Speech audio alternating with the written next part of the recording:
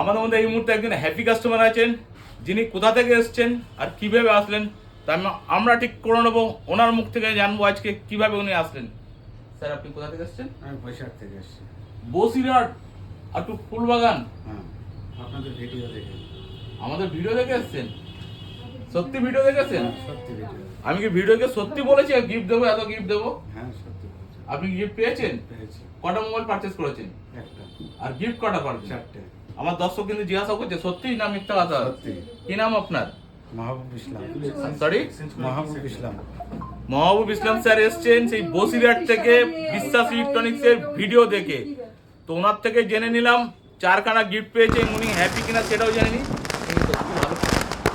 অবশ্যই ভালো। তাহলে বিশ্বাস ইলেকট্রনিক্স কে 10-এ কত দেবেন? 10-এ 8। 10-এ 8। 10-এ 8 কেন? একটু কম আছে। কোথায়, কোন জায়গাটা ঘাটতি? তাহলে যে জায়গাটা ঘাটতি মানে কম আছে সেই জায়গাটা আমরা পূর্ণ করব পরের কাস্টমার, হ্যাপি কাস্টমারদেরকে দিয়ে।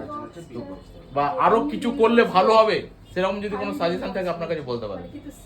গিফটের সাথে সাথে একটু ডিসকাউন্টটা হলে ভালো। ডিসকাউন্ট পেয়েছেন আপনি? এটা পেয়েছি। আরো ডিসকাউন্ট?